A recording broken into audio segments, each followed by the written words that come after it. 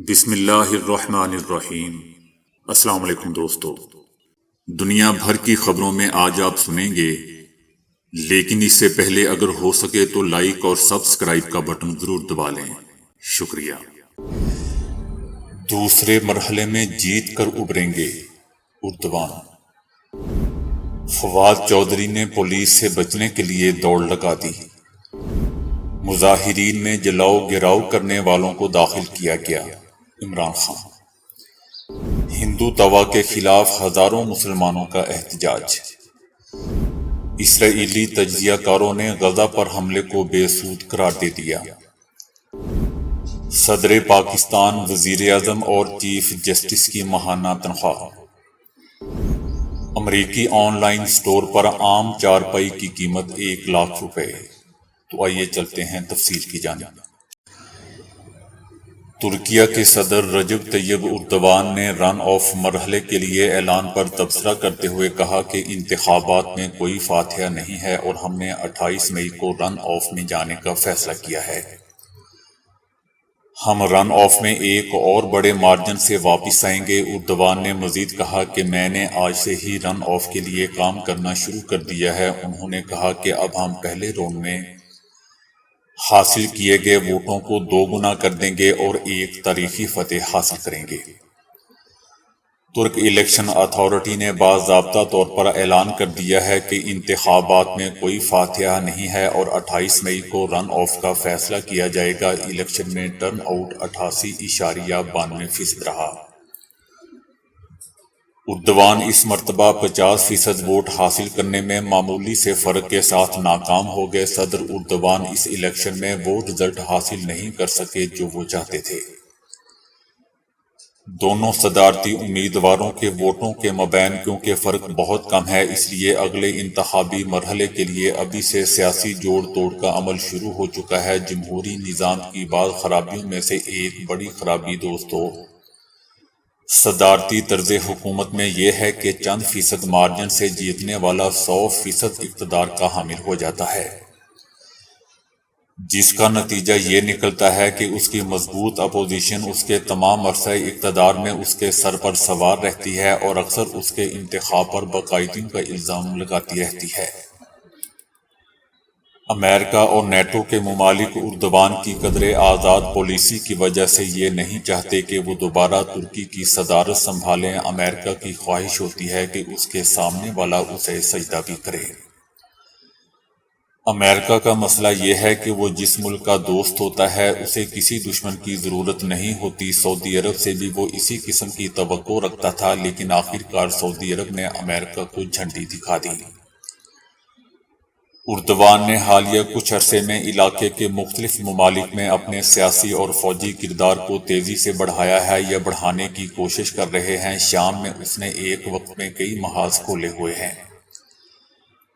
Libya اور عراق کے کرد علاقوں تک اس کی در اندازی دیکھی جا سکتی ہے۔ طیب اردوان کے دوبارہ صدر بننے کے بعد علاقے کا اب جو نقشہ ان کے سامنے رکھا جائے گا وہ اس کے پرانے نقشے سے بالکل مختلف ہوگا۔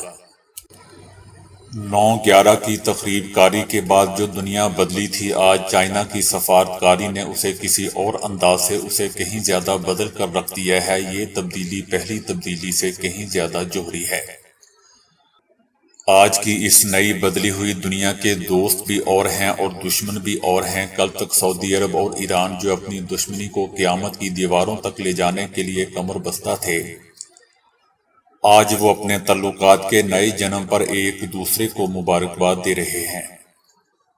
شام جسے عرب لیگ سے اٹھا کر باہر پھینک دیا گیا تھا، آج اس کے استقبال کے لیے عرب حکومتیں سرخ قالین بچھا رہی ہیں۔ حال ہی میں ترکی، شام، روس اور ایران کے وزرائے خارجہ کے مابین روس میں ملاقات ہوئی ہے، جو علاقے کی فضا میں ایک نئی طرز کی تبدیلی کا موجب بنے گی۔ طیب اردوان اگر ترکی کے صدر بن جاتے ہیں تو انہیں بھی سعودی عرب کی طرح علاقے میں ایک نیا مثبت کردار ادا کرنے کا موقع ملے گا۔ جسٹس میاں گل حسن اورنگزیب نے فواد چودھری کی گرفتاری کے خلاف درخواست پر سماعت کی۔ عدالت نے فواد چودھری کو رہا کرنے کا حکم دیتے ہوئے 2 مزید مقدمات میں انہیں گرفتار کرنے سے بھی روک دیا۔ رہائی کے بعد فواد چودھری نے ہائی کورٹ میں میڈیا سے گفتگو کرتے ہوئے کہا کہ ہمیں دوسرے سے گنجائش دینی ہوگی۔ میں سمجھتا ہوں کہ ہر طرف سے تحمل کا مظاہرہ ہونا چاہیے، کوئی حل نکالنا چاہیے، مذاکرات ہونے چاہیے، یہ ملک پابندیوں کا متحمل نہیں ہو سکتا۔ گفتگو کے بعد فواد چودھری باہر جانے کے لیے گیٹ پر پہنچے ہی تھے کہ پولیس نے انہیں دوبارہ گرفتار کرنے کی کوشش کی۔ پولیس کو دیکھتے ہی فواد چودھری نے دوڑ لگا دی اور بھاگتے ہوئے دوبارہ کمرہ عدالت میں پہنچ گئے۔ اس دوران وہ گر بھی گئے، ان کی سانس بھی پھولی ہوئی تھی۔ عمران خان نے کہا ہے کہ جلاؤ گھیراؤ کرنے والوں کو مظاہرین میں داخل کیا گیا۔ عمران خان نے ٹوئٹر پر اپنے بیان کے ساتھ ساتھ ایک پرانی ویڈیو بھی شیئر کروائی اور کہا کہ 18 مارچ کو اسلام آباد کے جوڈیشل کمپلیکس میں بچھائے گئے جال سے رب العزت کے کرم سے باحفاظت نکلنے کے بعد میں نے 22 مارچ کو یہ بیان ریکارڈ کروایا تھا۔ عمران خان نے کہا کہ میں نے نہایت اصرار سے اپنے کارکنان کو تلقین کی کہ انہیں جتنا مرضی اشتعال دلایا جائے، انہیں مکمل طور پر پرامن رہتے ہوئے ہی احتجاج کرنا ہے۔ انہوں نے مزید کہا کہ انشاءاللہ جب بھی آزادانہ تحقیقات ہوں گی میں یہ ثابت کروں گا کہ جلاؤ گھیراؤ کرنے والے بندوق برداروں کو بالکل اسی طرح پرامن مظاہرین کی صفوں میں داخل کیا گیا جیسے یہ اس موقع پر کرنے کی منصوبہ بندی کرتے ہیں۔ ان دنوں فلم دا کیرالہ سٹوری کے تناظر میں ملک کی ریاست کیرالہ سرخیوں میں ہے۔ بی جے پی کی نظر میں کیرالہ میں امن و سکون اور مذہبی ہم آہنگی ہمیشہ کھٹکتی رہی ہے اور وہ کسی نہ کسی بہانے اس ہم آہنگی کو توڑنے کی کوشش کرتے رہتے ہیں۔ دا کیرالہ سٹوری بھی ان کی انہی کوششوں میں سے ایک مثال ہے، جس کے ذریعے نہ صرف کیرالہ کے مسلمانوں اور اسلام کی منفی تصویر پیش کرنے کی کوشش کی گئی ہے بلکہ کیرالہ ریاست کو بھی بدنام کرنے کی کوشش کی گئی۔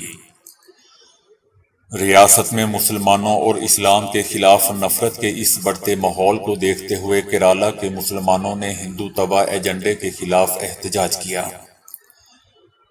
کیرالہ مسلمانوں کی ایک باوقار تنظیم مسلم جماعت فیڈریشن نے ایک عوامی ریلی اور عوامی کانفرنس کا انعقاد کیا۔ اس تقریب کا اہتمام کیرالہ مسلم جماعت فیڈریشن کی 40ویں سالگرہ کی تقریبات کے ایک حصے کے طور پر کیا گیا تھا۔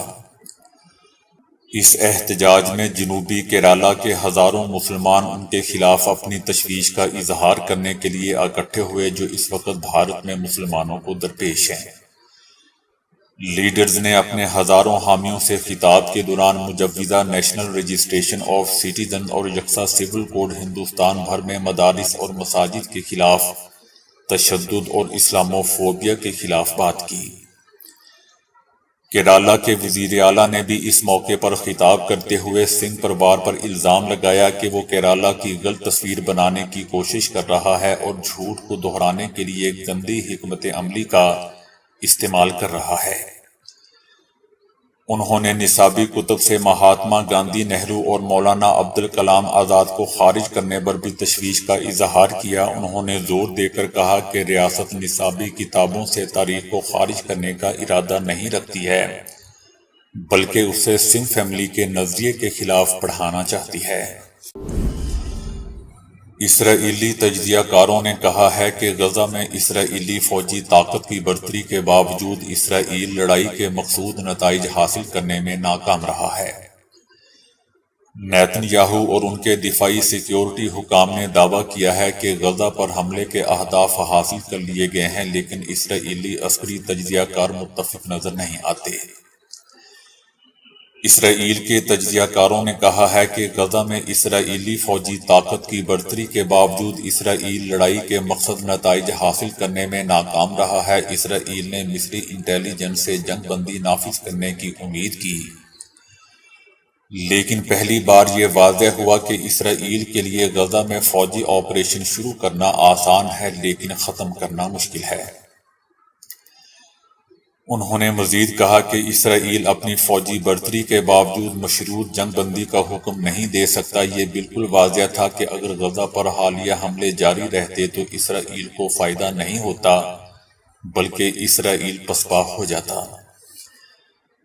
اس بار جنگ بندی کی کنجی اسرائیل کے ہاتھ میں نہیں تھی۔ غزہ میں اسلامی تنظیموں نے شاید سبق سیکھ لیا ہے اور شاید یہی وجہ ہے کہ ان کے پاس اب طویل عرصے تک لڑنے کی صلاحیت موجود ہے۔ دوسری جانب اسرائیل کی قومی سلامتی کونسل کے سابق سربراہ نے کہا ہے کہ اسرائیل دو قسم کی فوجی کارروائیاں کرتا ہے۔ پہلی قسم میں لڑائی کا مقصد محض اپنے نظام اور معاملات کی حفاظت ہوتی ہے اور دوسری قسم میں موجودہ صورتحال کو ہی تبدیل کر دینا ہوتا ہے۔ اسرائیل ابھی غزہ میں پہلی قسم کی فوجی کارروائی کر پایا ہے۔ غزہ کی مضبوط حکمران جماعت حماس مستقبل میں اسرائیل کے خلاف اپنی طاقت اور عسکری صلاحیتوں کو جمع کر رہی ہے۔ صدر پاکستان، وزیر اعظم، چیف جسٹس سمیت دیگر ججز اور وفاقی وزراء کی تنخواہیں کتنی ہیں؟ پبلک اکاؤنٹس کمیٹی میں رپورٹ پیش کر دی گئی۔ اجلاس میں اعلیٰ حکومتی عہدیداروں کی تنخواہوں کی فہرست پیش کی گئی۔ صدر پاکستان کی تنخواہ 8,96,550 روپے ماہانہ ہے۔ وزیر اعظم کی ماہانہ تنخواہ 2,01,574 روپے ہے۔ چیف جسٹس آف پاکستان کی ماہانہ تنخواہ 15,27,399 روپے ہے۔ فہرست کے مطابق سپریم کورٹ کے جج کی تنخواہ 14,70,711 روپے ماہانہ ہے۔ گریڈ 22 کے افسران کی تنخواہ 5,91,475 روپے ماہانہ ہے۔ وفاقی وزیر کی تنخواہ 3,38,125 روپے ماہانہ ہے۔ ایم این اے کی تنخواہ 1,88,000 روپے ماہانہ ہے۔ دوستو، مجھے سمجھ نہیں آئی کہ وزیر اعظم کی ماہانہ تنخواہ صرف 2 لاکھ روپے ہی کیوں ہے؟ اس لیے تو نہیں کہ وہ مانگتے ہیں کہ میں مانگنے نہیں آیا، بس مجبوری ہے۔ بہرحال لگتا ہے دوستو کہ کوئی پرنٹ کی غلطی ہے۔ آن لائن خریداری کے دوران ایسے مواقع بھی آتے ہیں جب صارفین ایک عام چیز کی غیر معمولی طور پر زیادہ قیمت دیکھ کر حیران رہ جاتے ہیں۔ ایسے ہی حال ہی میں ایک امریکی آن لائن سٹور پر معمولی چارپائی کی قیمت 1,12,000 روپے منظر عام پر آئی ہے۔ ایک آن لائن سٹور نے ایک پاکستانی چارپائی کو فروخت کے لیے پیش کیا ہے، جسے اگر عام بازار سے خریدا جائے تو 10-12 ہزار روپے کی آرام سے خریدی جا سکتی ہے، لیکن امریکہ میں اس کی قیمت 1,00,000 روپے سے زائد لگائی گئی ہے۔ چارپائی کو بہت خوبصورت سجاوٹ کے ساتھ روایتی بستر کے طور پر درج کیا ہے۔ یہ ہاتھ سے تیار کردہ پروڈکٹ ہے جسے لکڑی اور جوت کی چھالوں سے بنی رسیوں سے بنایا گیا ہے اور فی الحال اس کی محدود سپلائی ہے، جبکہ پہلے ہی 5 صارفین کی جانب سے یہ چارپائی بک ہو چکی ہے۔ یاد رہے دوستو کہ یہ عام شے کی انوکھی قیمت کوئی غیر معمولی بات نہیں ہے۔ اس سے پہلے بھی لوگوں نے انتہائی مہنگی قیمتوں پر فروخت ہونے والی معمولی مصنوعات دیکھ چکے ہیں، جن میں 1,00,000 سے زیادہ کی قیمت کے کچرے کے تھیلے سے لے کر فولڈنگ چیئر بیگ شامل ہیں۔ والدین اپنے بچوں کو حتی الامکان ویڈیو گیم سے دور رکھنے کی کوشش کرتے ہیں، تاہم اس 8 سالہ امریکی بچے کے متعلق جان کر ہر ماں باپ خواہش کرے گا کہ اس کا بچہ بھی ویڈیو گیمر بن جائے۔ اس بچے کا نام جوزف نین ہے، جو معروف گیم فورٹ نائٹ کا کم عمر ترین کھلاڑی ہے جو پیسوں کے عوض یہ گیم کھیلتا ہے۔ اسے دسمبر 2020 میں معروف ای اسپورٹس ٹیم 33 کی طرف سے اپنا حصہ بنایا گیا ہے اور اسے $33,000 تقریباً 52 لاکھ روپے سائننگ بونس دیا گیا ہے۔ کیلیفورنیا کا رہائشی جوزف نین 4 سال کی عمر سے فورٹ نائٹ گیم کھیل رہا ہے اور اب تک وہ اس میں کمال مہارت حاصل کر چکا ہے۔ جوزف کی والدہ نے بتایا کہ وہ روزانہ اسکول کے بعد جوزف کو 2 سے 3 گھنٹے فورٹ نائٹ کھیلنے کی اجازت دیتی ہیں۔ ہفتہ وار چھٹیوں میں اسے طویل وقت کے لیے گیم کھیلنے کی اجازت ہوتی ہے۔ سوشل میڈیا صارفین کی جانب سے ایک چینی کمپنی کو شدید تنقید کا سامنا ہے کیونکہ اس نے دفتری اوقات میں دوسری بار ٹوائلٹ جانے والے ملازمین پر جرمانے کرنا شروع کر دیے ہیں۔ سائنس اینڈ ٹیکنالوجی نامی اس چینی کمپنی نے ایک نوٹس کے ذریعے اپنے ملازمین کو آگاہ کیا ہے کہ وہ دفتر میں کام کے دوران صرف ایک بار ہی ٹوائلٹ جا سکتے ہیں اور اگر کوئی ملازم ایک دن میں دوسری بار ٹوائلٹ جائے گا تو اسے 20 یوان تقریباً 500 پاکستانی روپے جرمانہ ادا کرنا ہوگا۔ اس کمپنی کو شدید تنقید کا سامنا کرنا پڑ رہا ہے۔ اس کے جواب میں کمپنی کا کہنا ہے کہ سست اور کاہل ملازمین اکثر اوقات کام سے بچنے کے لیے بار بار ٹوائلٹ میں جا کر مزے سے بیٹھے رہتے ہیں، جس کی وجہ سے کام کا حرج ہوتا ہے۔ کمپنی نے یہ بھی وضاحت کی کہ جرمانے کی رقم ملازمین کی تنخواہ میں سے نہیں کاٹی جا رہی بلکہ سالانہ اور شش ماہی بونس میں سے کٹوتی کر کے وصول کی جا رہی ہے۔ یہ موقف سامنے آنے کے بعد کئی سوشل میڈیا صارفین نے کمپنی کی حمایت بھی کی ہے اور کہا ہے کہ نکمے اور کام چور ملازمین نے کمپنی کو یہ انتہائی قدم اٹھانے پر مجبور کیا۔ تاہم بہت سے لوگوں کو اس رائے سے اتفاق بھی نہیں ہے۔ ان کا کہنا ہے کہ ہر ملازم کو کاہل اور کام چور سمجھنا بالکل بھی درست نہیں ہے، کیونکہ مختلف بیماریوں بالخصوص شوگر کی وجہ سے بار بار ٹوائلٹ جانے کی فوری ضرورت پڑتی ہے۔